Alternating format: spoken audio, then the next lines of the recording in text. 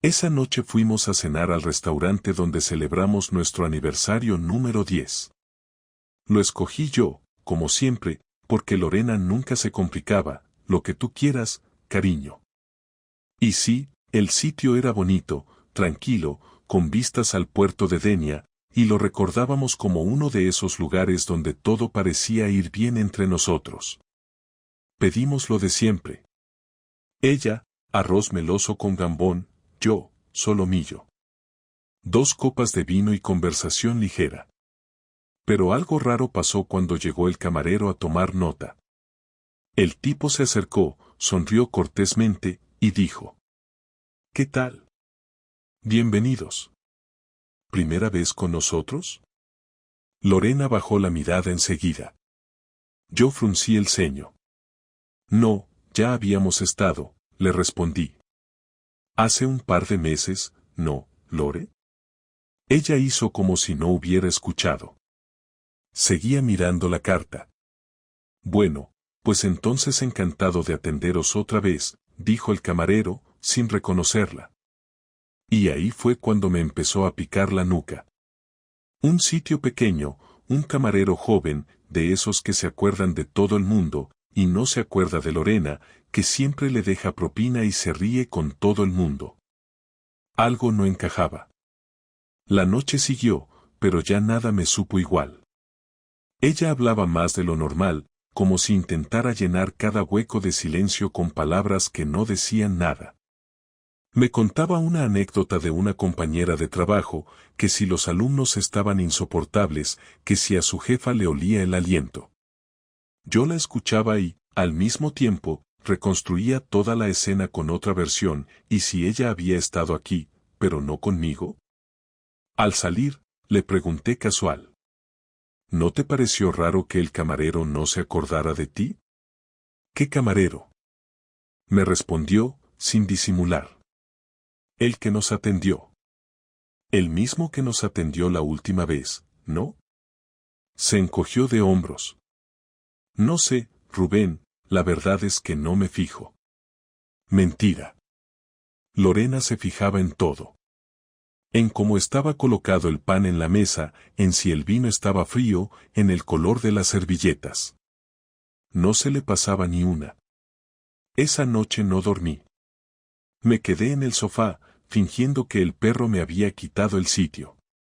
Pero en realidad lo que me había quitado el sueño fue ese maldito primera vez con nosotros. ¿Por qué si no fue conmigo, con quién coño vino? Y eso fue lo que me hizo empezar a atar cabos. No un mensaje, no una foto, no una corazonada barata. Solo un camarero que no conocía a mi mujer. Después de esa cena me quedé con una incomodidad que no me dejó en paz. No soy celoso, ni paranoico, ni de los que arman películas en la cabeza con cada cosa rara que pasa. Pero hay detalles que se te clavan como astillas y que no podés ignorar por más que intentes. Así que no dije nada, no la encaré, no armé drama.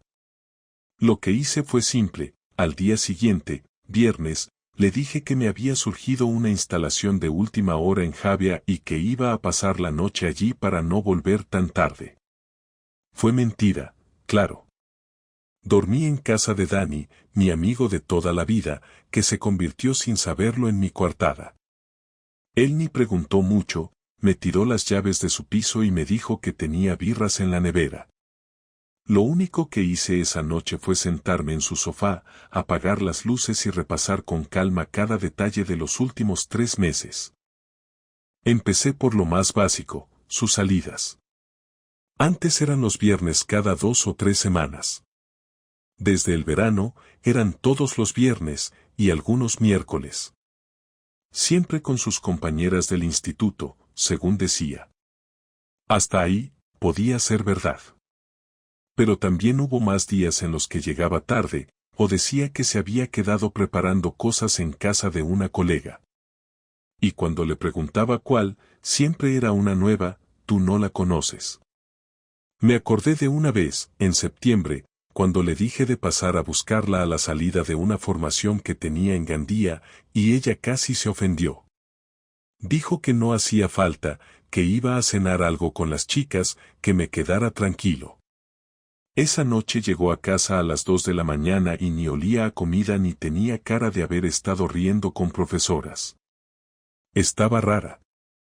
Se metió directo a la ducha, se puso el pijama y se tiró a dormir sin siquiera preguntarme cómo había estado mi día.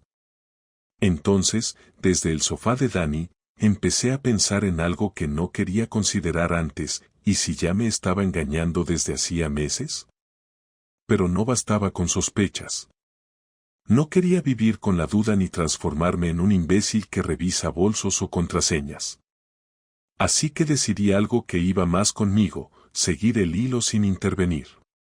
El sábado por la mañana, cuando volví a casa y ella ya estaba desayunando como si todo estuviera en su lugar, le propuse pasar el día juntos, dar una vuelta por el centro, comer algo fuera, como hacíamos antes. Me miró sorprendida y después de una breve pausa dijo que le encantaba la idea, pero que justo ese día ya había quedado para ir al cine con Lucía, una compañera nueva del Insti. Ahí me acordé de algo, Lucía no vive en Valencia, sino en Gandía. Me lo había contado la propia Lorena cuando empezaron las clases. Así que no tenía sentido que vinieran a Valencia un sábado para ver una peli juntas.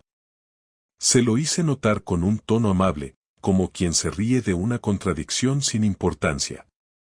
¿No me habías dicho que Lucía vive en Gandía? Ella se quedó en blanco medio segundo. Después soltó una risa forzada. Sí, pero está aquí este fin de semana porque tiene una boda. Aprovechamos para vernos. Mentira. No le creí una palabra. Pero asentí como si todo estuviera bien. Me limité a sonreír y decirle que se divirtiera. Ese sábado, mientras ella salía vestida con unos vaqueros nuevos y una camiseta ajustada que no usaba desde hacía más de un año, decidí actuar. No era mi estilo, pero ya no podía hacerme el tonto. Me tomé un café rápido, agarré las llaves del coche y la seguí. Ella tomó el metro en la estación de Patraix. Yo bajé 2 estaciones antes y me adelanté a la salida en Colón. Me escondí cerca de la salida del edificio de la FNAC y ahí la vi aparecer. Pero no venía sola. Caminaba con un hombre, un tipo alto, con barba arreglada, unos 40 años, de esos que van de modernos pero sobrios, camisa blanca remangada y un maletín cruzado. Iban juntos, cerca, sin tocarse pero con esa complicidad que no deja margen a dudas. No era una compañera de trabajo ni una amiga. Era un tipo que la miraba como la miraba yo hace años, cuando todo estaba bien. Entraron a un barcito cerca de la plaza del ayuntamiento. No uno de moda, ni de turistas. Uno tranquilo, de mesas separadas, con luces tenues y camareros discretos. Me quedé en la acera de enfrente, esperando, mirando el reloj cada 5 minutos. Estuvieron ahí 1 hora y media. Salieron, caminaron un rato más y se metieron en un hotel de esos pequeños, con entrada sin recepción a la vista, con código en la puerta y nombre pretencioso. No entré. No lo seguí más. No necesitaba ver nada más. Me bastaba con eso. Me fui directo a casa. No lloré. No rompí nada. No me emborraché. Me senté en la cocina, abrí una cerveza y me quedé mirando la mesa como un idiota. Esa noche dormimos en la misma cama. Ella volvió como si nada, se duchó, se puso el pijama de franela de lunares que usa cuando quiere parecer tierna y se metió bajo las sábanas. Me dio un beso en la mejilla y se giró. Yo no dormí. Me quedé despierto toda la noche, sintiendo como su respiración tranquila se clavaba en el pecho. Quise despertarla, agarrarla del brazo, preguntarle a la cara por qué. Pero no lo hice. Porque todavía no sabía qué iba a hacer con todo eso. No quería una confesión llorando, ni un no significa nada, ni que me diera la culpa a mí, como hacen algunos. Quería controlarlo. Quería decidir el cuándo, el cómo y el final.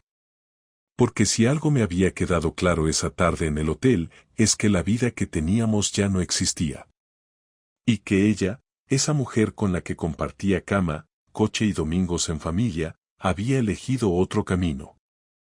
Pero antes de reventar todo, quería jugar a mi manera. Que sintiera la misma incomodidad que yo. Que empezara a sospechar que yo también sabía algo. Que se diera cuenta de que no iba a ser tan fácil seguir con su doble vida sin consecuencias. Así que al día siguiente, el domingo, cuando me dijo de ir a casa de sus padres como siempre, le dije que no. Que prefería quedarme en casa. Que estaba algo cansado. Le pareció raro, pero no insistió. La dejé ir sola. Y mientras ella reía con su familia, yo empecé a planear la siguiente parte. La más difícil. Pero también la más necesaria. El lunes me levanté antes que ella y me fui a trabajar como si todo siguiera igual. Instalé 2 sensores en una vivienda nueva en Elche, volví a casa sobre las 6 y ella ya estaba en el salón, con el portátil abierto y un té en la mesa. Actuaba como si nada hubiera pasado, como si no hubiera pasado una tarde en un hotel con otro tipo, y eso me hervía la sangre. La saludé con calma, dejé las llaves en el mueble de la entrada y me senté frente a ella. No dije nada durante un buen rato, solo la observé mientras escribía en el teclado. En un momento levantó la vista y me sonrió. No pude sostenerle la mirada mucho tiempo. No por tristeza, sino por rabia. Quise decirle todo ahí mismo, sin filtro, pero algo me frenó. Sentí que si lo hacía en ese instante, la conversación no serviría de nada. Quería tenerla acorralada, sin salida, que cada palabra que dijera fuera un intento inútil de justificar lo que había hecho.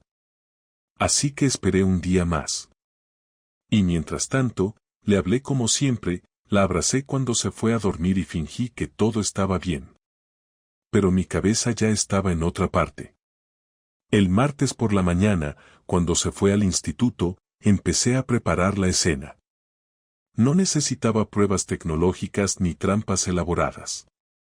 Bastaba con enfrentarla de frente, sin avisos, con los hechos tan crudos que no pudiera negarlos.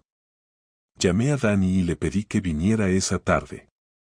No para ayudarme, sino porque necesitaba un testigo, alguien que viera con sus propios ojos lo que estaba a punto de ocurrir. Le pedí que no dijera nada, solo que estuviera presente. Al principio pensó que era una locura, pero cuando le conté una parte de lo que había visto, se quedó callado unos segundos y luego me dijo que contara con él. Quedamos en que se pasaría por casa a las 8, hora en que ella normalmente llegaba. Preparé todo para que pareciera una tarde cualquiera, luces encendidas, la cena a medio preparar y una botella de vino abierta en la encimera. No era para brindar. Era para que no sospechara. Cuando Lorena llegó, saludó con su tono habitual, dejó la chaqueta en la silla y me dio un beso en la mejilla. Luego se dio cuenta de que había alguien más. Vio a Dani sentado en el sofá, con cara seria, y se sorprendió. ¿Qué hace él aquí?, preguntó. Nada, le respondí, vino a saludar. Ella no entendió nada, pero intentó mantener la compostura. Se sentó en el sofá, frente a mí. No hice rodeos. Estuviste el sábado en un hotel con un hombre, dije sin levantar la voz. El silencio fue inmediato. Ni siquiera pestañeó. Solo se le tensaron los hombros y se quedó inmóvil. No dijo qué, no fingió sorpresa, no intentó actuar. Supo en ese momento que no podía inventar nada. Lo supe porque la vi tragar saliva con dificultad. Después de unos segundos, intentó respirar hondo y hablar. No sé de qué hablas, Rubén. No empieces con eso, le corté. Te seguí.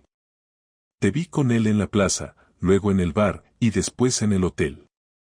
No necesito que me lo confirmes, ya lo sé. Dani se mantenía en silencio, mirando al suelo. Lorena apoyó los codos en las rodillas y se cubrió la cara con las manos. Cuando habló, su voz ya no era firme. No tenía intención de que pasara. Solo quería verlo, aclarar las cosas. ¿Qué cosas? Pregunté. Es un compañero del instituto. Me gusta desde hace tiempo y se dio.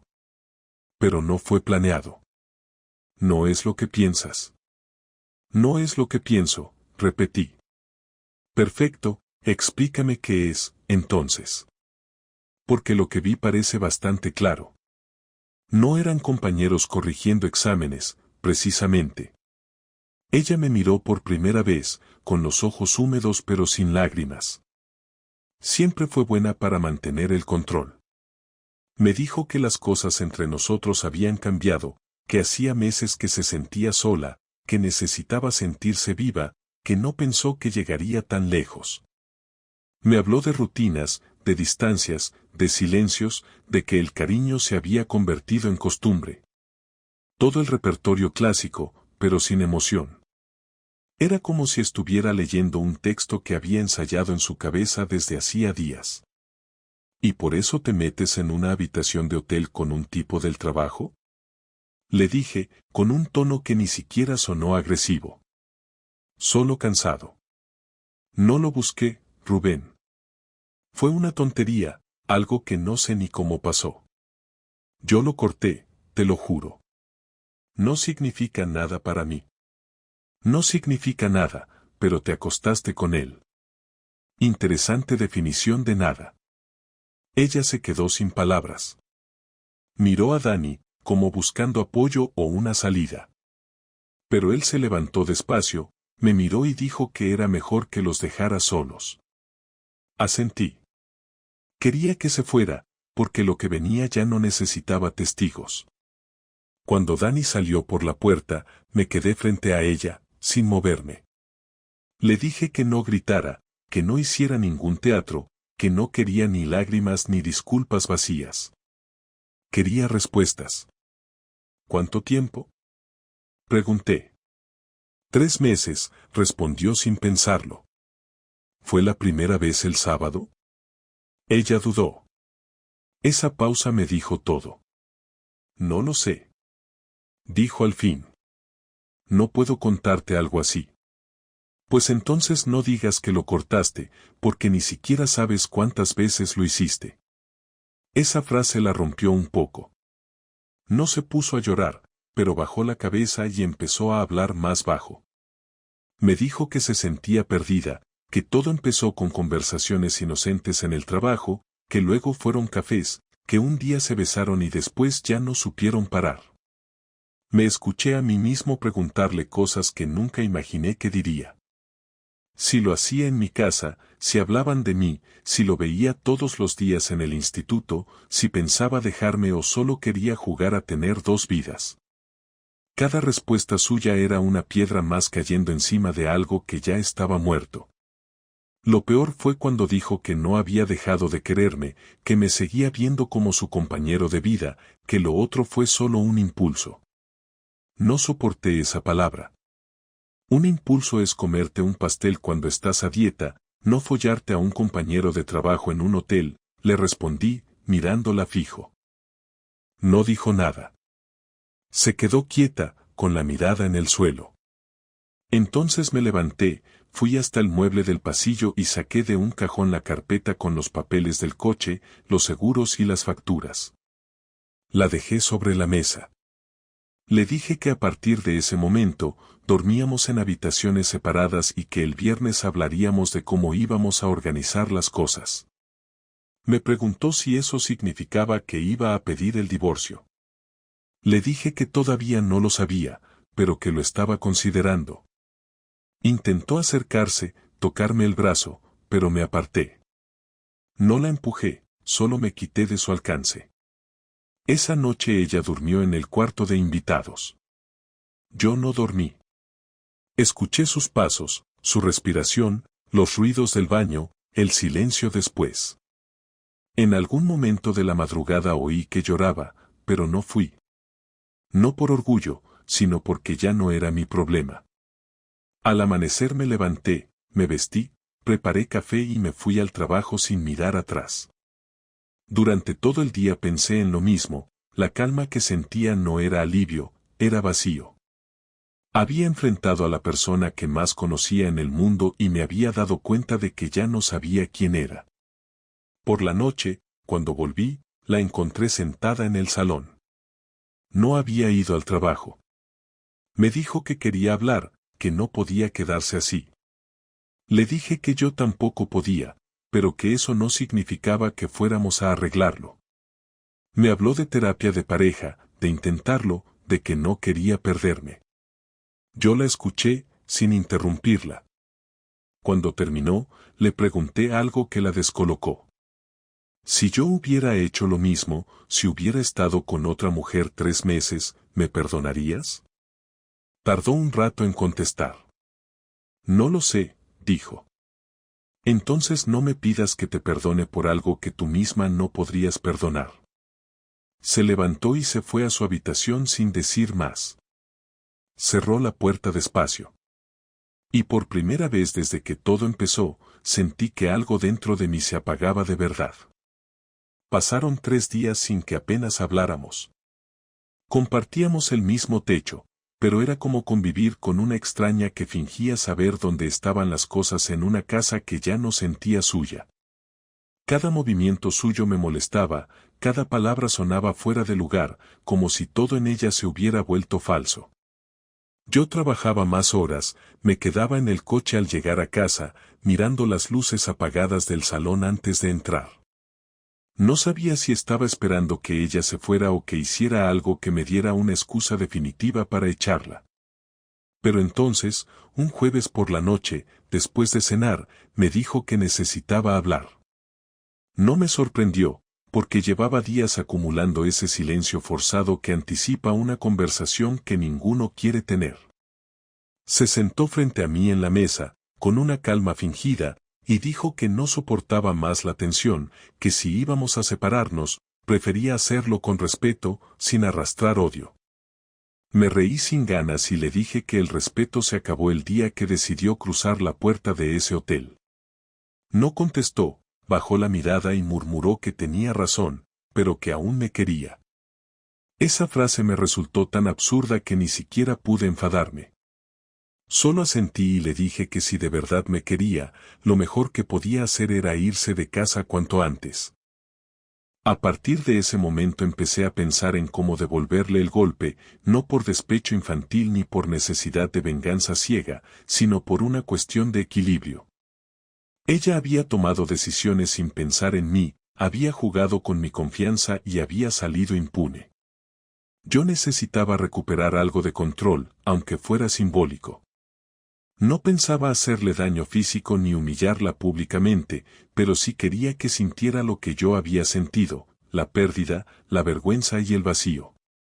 Decidí hacerlo de forma práctica. Sabía que en el instituto donde trabajaba había una política interna muy estricta respecto a las relaciones entre compañeros, especialmente si uno de ellos tenía un puesto superior. El tipo con el que ella se veía era coordinador de departamento, así que la cosa era clara. Un simple correo a la dirección del centro, con los datos adecuados, podía complicarles la vida. No me gustaba la idea de ser el que empezara el incendio, pero recordé cada una de sus mentiras y cómo me había mirado a los ojos sin pestañear cuando ya tenía a otro en la cama. Y la sensación de justicia empezó a pesar más que la culpa. El viernes al mediodía, mientras ella estaba en clase, redacté un correo anónimo. No hacía falta inventar nada, bastaba con describir lo que había visto, el hotel, las fechas, los detalles mínimos. No usé amenazas ni insultos, solo hechos concretos. Lo envié a la dirección de la directora del instituto y a la del jefe de estudios. Luego borré todo rastro.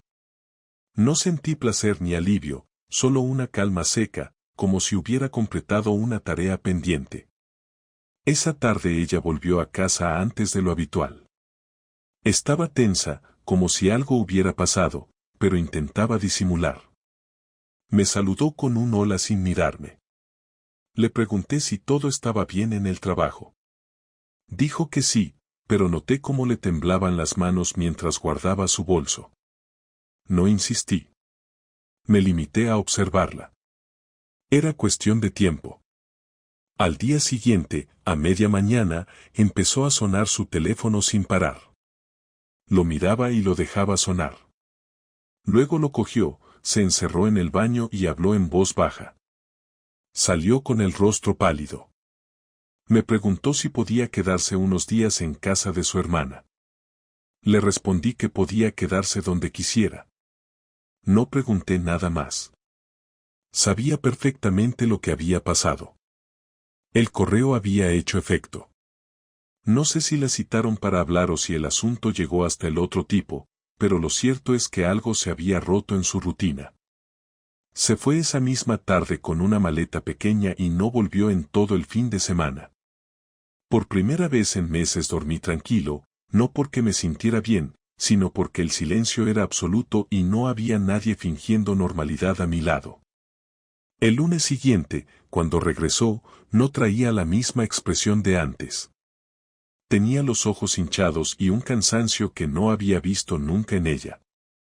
Me dijo que todo se había complicado, que en el instituto se había corrido el rumor, que la dirección había abierto una investigación y que el otro tipo, Sergio, la había dejado sola, diciendo que no quería arriesgar su puesto.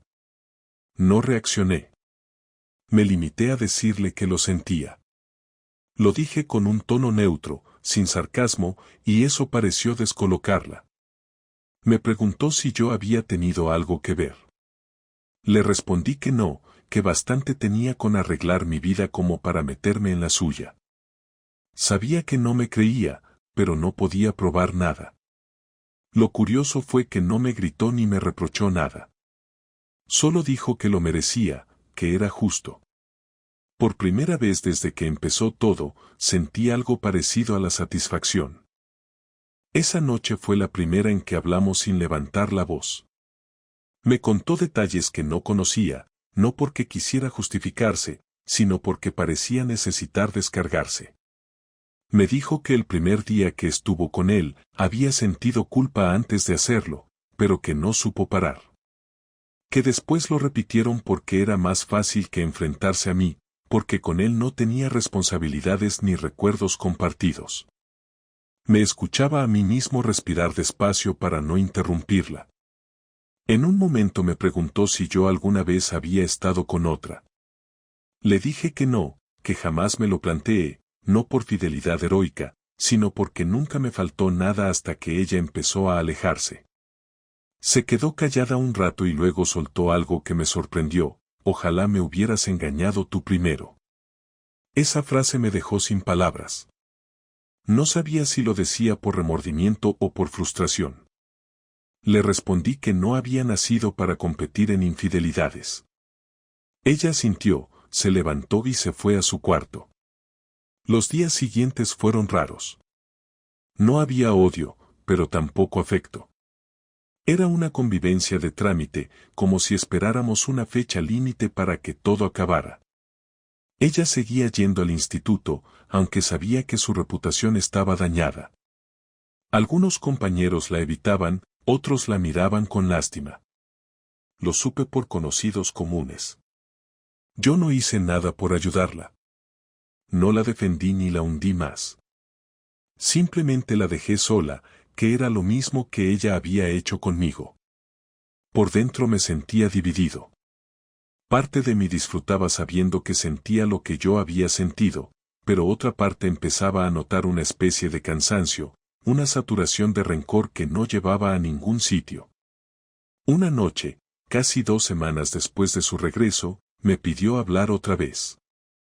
Me dijo que había tomado una decisión, iba a pedir el traslado a otro instituto, fuera de Valencia, para empezar de cero. No me miró cuando lo dijo, como si ya diera por hecho que no me importaba. Le contesté que me parecía bien. Me preguntó si eso significaba que no había vuelta atrás entre nosotros. Le respondí que no lo sabía, pero que al menos ahora los dos entendíamos en qué punto estábamos. Me dio las gracias, se levantó y se fue a su habitación. Cuando escuché la puerta cerrarse, sentí que el ciclo de todo aquello se estaba completando. Los siguientes días fueron una rutina vacía. Ella iba y venía, preparaba sus cosas, hacía llamadas. Yo me centraba en el trabajo. El último día, antes de irse, dejó una carta sobre la mesa del salón. No la abrí en ese momento. Esperé hasta la noche. En la carta decía que no me pedía perdón, porque sabía que no lo merecía, pero que agradecía que no la hubiera destruido del todo. Que entendía lo que había pasado en el instituto y que no me guardaba rencor. También decía que, aunque sonara inútil, esperaba que algún día pudiera recordarla sin odio. No había dramatismo ni frases bonitas, solo hechos. Guardé la carta en un cajón y me serví un vaso de vino.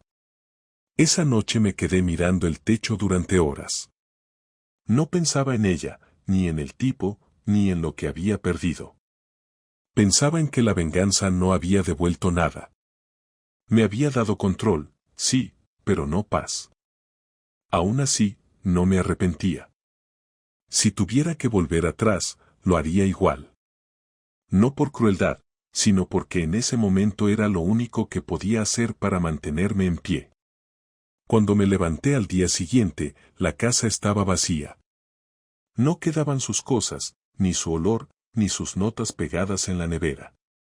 Solo silencio. Y por primera vez en mucho tiempo, ese silencio no me dolió.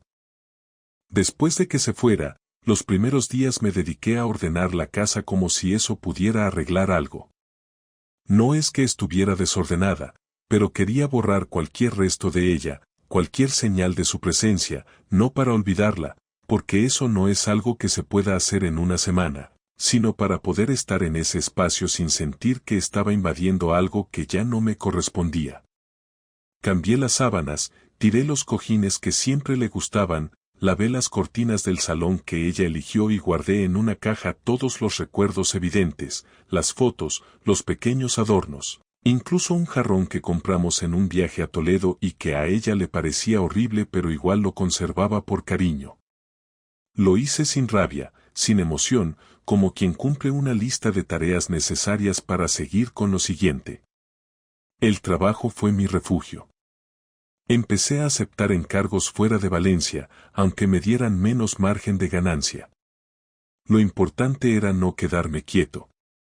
Me fui una semana a Castellón a instalar un sistema completo de domótica en una casa nueva, dormí en un hotel de carretera, comí en bares que olían a fritura y pasé las noches en silencio, sin tele, solo con el portátil y una libreta donde empecé a escribir cosas sueltas que no eran cartas ni diarios ni notas de trabajo.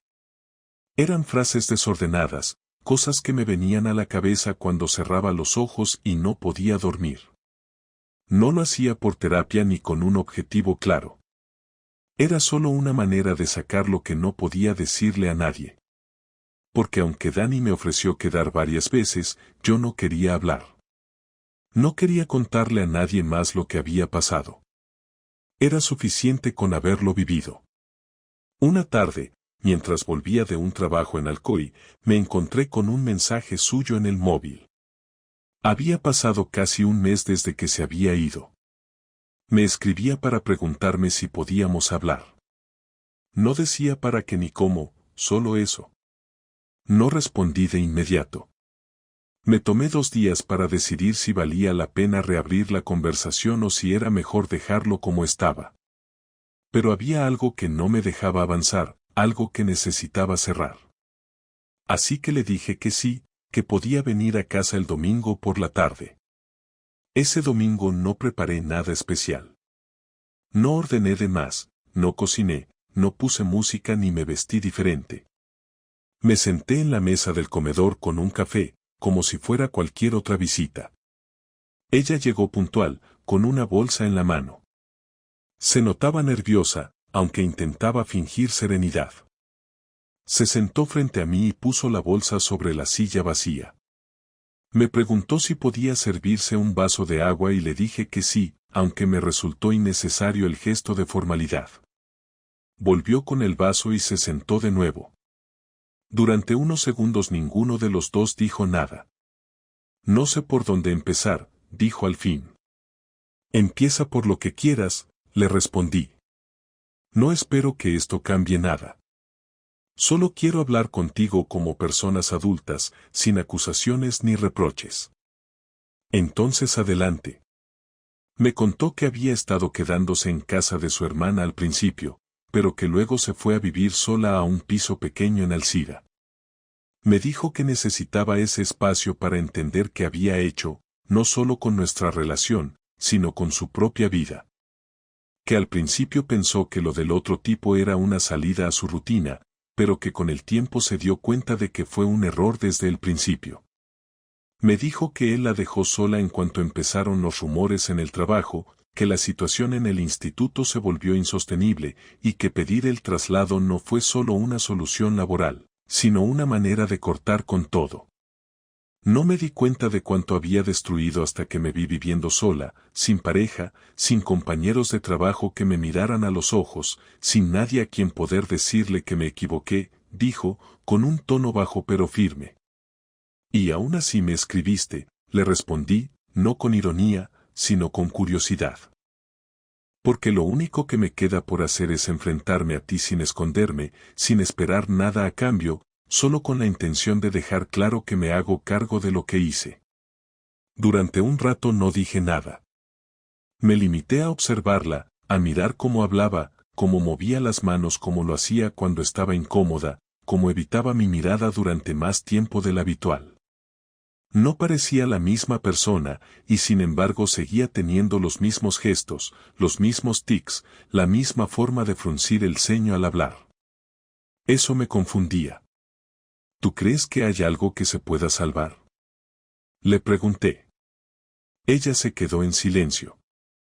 No porque no tuviera una respuesta, sino porque entendía lo que estaba preguntando en realidad. Yo creo que se pueden reconstruir muchas cosas, pero no todas. Y sé que nuestra relación es una de esas cosas que ya no se pueden reconstruir, dijo sin titubear. ¿Lo sabías antes de venir? Sí. Pero no vine para pedirte otra oportunidad. Vine para cerrar esto como no supimos hacerlo antes. No quiero que nos odiemos. Asentí, sin agregar nada. Me levanté, fui a la cocina y serví 2 vasos de agua. Le di uno. No era un brindis, ni un gesto de reconciliación, solo una pausa. Yo también lo pensé, le dije. Pensé en qué pasaría si lo intentáramos otra vez, si empezábamos desde cero. Pero cada vez que pensaba en eso, me acordaba de cómo fue enterarme. Y no es que no te perdone. Es que no puedo construir nada nuevo con alguien que ya rompió lo que teníamos. Ella bajó la mirada. No lloró. Ninguno de los dos lo hizo. Era una tristeza diferente, sin lágrimas, más seca, más resignada. Entonces solo queda decir adiós, dijo. Sí. Se levantó despacio, agarró la bolsa de la silla y la dejó sobre la mesa. Aquí están los papeles del coche, la copia de las llaves del trastero y unas cosas tuyas que quedaron en mi mochila. No me guardes rencor. No te guardo rencor. Pero tampoco te voy a recordar con cariño. Ella asintió. Caminó hasta la puerta y se detuvo un segundo antes de abrirla. Gracias por dejarme hablar. Gracias por no venir a pedir perdón. Cerró la puerta sin hacer ruido. Me quedé solo, mirando la bolsa. No la abrí en ese momento. Fui al salón, me senté en el sofá y cerré los ojos. No sentía alivio, ni enojo, ni tristeza intensa. Solo una sensación de haber terminado algo que llevaba meses arrastrando. Era el final real, no el simbólico. Habíamos tenido la última conversación. No había dejado nada por decir. No iba a llamarla, no iba a escribirle, no iba a revisar fotos viejas ni a pensar en lo que pudo ser. Solo quería dormir tranquilo por primera vez en mucho tiempo, han pasado ya varias semanas desde la última vez que hablé con ella. No ha vuelto a escribir ni a llamar, y yo tampoco. No porque esté esperando algo o por orgullo, sino porque no hay más que decir.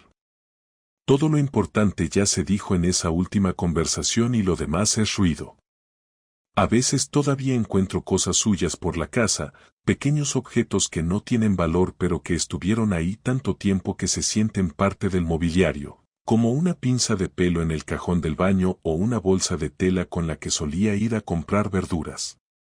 No las toco de inmediato, me las quedo mirando unos segundos, pienso si tirarlas o guardarlas, y al final las dejo en una caja que guardo en el armario del pasillo, sin intención de volver a abrirla, pero sin ánimo de tirarlo todo como si no hubiera pasado nada. No soy de esos que dicen que todo fue una pérdida de tiempo. Lo nuestro no lo fue, al menos no durante mucho tiempo.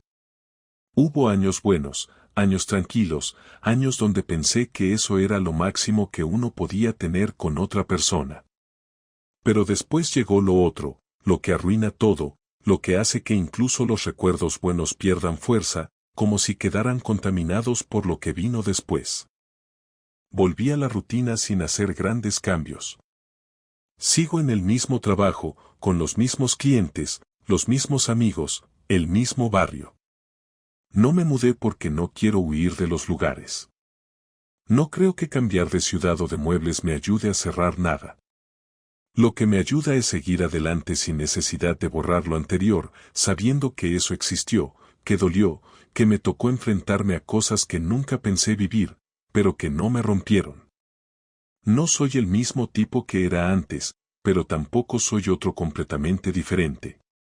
Hay una parte de mí que sigue intacta, que supo aguantar cuando todo se desmoronó, y que ahora está ahí, más sólida, no porque se haya vuelto insensible, sino porque aprendió que uno no se puede quedar esperando explicaciones eternas de quienes ya no tienen nada nuevo que decirte. Dani fue el único al que le conté todo. Una tarde, tomando unas cervezas en su terraza, le solté todo como si fuera una confesión. Me escuchó sin interrumpirme, sin decir frases hechas, sin intentar consolarme. Cuando terminé, se quedó callado unos segundos y luego dijo que admiraba cómo había manejado todo. Le respondí que no había nada que admirar, que solo intenté hacer lo que pude con lo que tenía. Me preguntó si pensaba volver a tener pareja alguna vez. Le dije que ahora mismo no. No porque me hubiera cerrado, sino porque necesitaba estar solo, no como castigo ni como luto, sino porque lo necesitaba de verdad. No quiero repetir la historia, no quiero empezar algo sin haber terminado de entender en qué fallé yo también. Porque aunque ella fuera la que traicionó, aunque fuera la que cruzó la línea, también sé que en algún momento me desconecté de ella, que dejé pasar cosas por comodidad o por rutina. No me echo la culpa, pero tampoco me pongo como víctima absoluta. Lo nuestro se rompió porque uno decidió romperlo y el otro no se dio cuenta de que ya estaba roto. Mi madre me preguntó un día si pensaba volver con Lorena. Se enteró por una prima de lo que había pasado, no con detalles, pero lo suficiente como para saber que nos habíamos separado y que había algo feo en el medio. Le dije que no, que eso ya estaba terminado. Me dijo que lo lamentaba, que siempre pensó que éramos una pareja sólida. Le contesté que yo también lo pensaba, pero que hay cosas que uno no puede ver hasta que pasan. No insistió. Me abrazó como cuando era crío y me caía de la bici.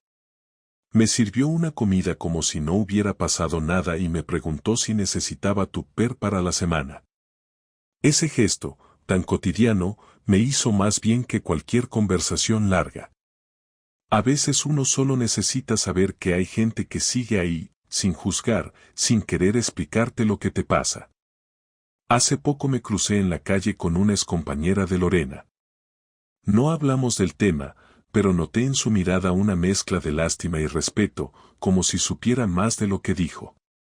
Me preguntó cómo estaba y le dije que bien, que trabajando mucho. Me dijo que le alegraba saberlo y que si necesitaba algo, contara con ella. Le agradecí y seguimos cada uno por su camino. Ese tipo de encuentros me hacen pensar en cómo las historias de pareja se quedan flotando en el entorno, en la gente que nos rodea, en los lugares que compartimos. No es solo entre dos personas. Lo que pasa entre una pareja termina afectando a muchos más, aunque no quieran involucrarse. He empezado a salir más los fines de semana, no de fiesta ni buscando distraerme, sino simplemente a caminar por lugares donde no solía ir. Cafeterías nuevas, calles de barrios que nunca había recorrido, parques donde me siento a leer o a escuchar música sin objetivo. No estoy esperando conocer a nadie, no estoy intentando llenar un vacío. Solo quiero reencontrarme con lo que soy sin ella, sin la versión de mí que construimos juntos. Es raro, porque a veces me descubro pensando en cosas mínimas que compartíamos, como una forma de reírnos o una expresión que usábamos, y me pregunto si eso me seguirá saliendo con alguien más. No porque quiera repetirlo, sino porque sé que ciertas cosas solo existen con ciertas personas. Y eso está bien. No hay que borrarlas ni forzarlas a desaparecer. Solo hay que dejarlas donde están. La gente habla mucho de cerrar ciclos, de pasar página, como si fuera algo que uno pudiera hacer en una fecha determinada, como si un día despertaras y ya no doliera nada. Yo no creo en eso. Lo que creo es que uno aprende a convivir con lo que pasó, y que con el tiempo deja de doler de la misma manera. No desaparece, pero se vuelve manejable. Se vuelve parte de lo que sos, sin definirte por completo. A veces me preguntan si me arrepiento de no haberla perdonado, de no haber intentado reconstruir. Y la respuesta es no. No porque no crea en las segundas oportunidades, sino porque sé que en este caso no había nada que reconstruir sin hacer daño a los dos. Nos quedamos demasiado tiempo juntos después del quiebre, intentando sostener una fachada que ya no se sostenía. Y lo mejor que hicimos, aunque tarde, fue terminarlo sin gritar, sin hacernos más daño del necesario. Si algo aprendí de todo esto es que el amor no es garantía de nada. Que se puede querer a alguien y aún así lastimarlo. Que se puede tener una historia compartida y perderla en una semana. Que la fidelidad no se trata solo de no acostarse con otra persona, sino de estar presente, de no huir cuando las cosas se ponen difíciles. Y también aprendí que uno tiene que cuidar su propio espacio, que no hay que dejarse llevar por la comodidad ni por la idea de que ya está todo hecho. Nada está asegurado. Todo puede cambiar. Y a veces, lo mejor que uno puede hacer es aceptar ese cambio y seguir caminando. Ahora duermo solo, como solo, me levanto sin ruidos en la casa y sin desayunos compartidos. Pero no me siento solo. No estoy esperando volver a lo de antes ni encontrar algo nuevo enseguida. Estoy bien en este presente, con todo lo que tiene de raro, de tranquilo, de incierto. Estoy bien siendo quien soy ahora, sin ella, sin resentimiento, sin nostalgia. Solo yo, reconstruyéndome a mi ritmo, sin apuro, sin necesidad de demostrarle nada a nadie.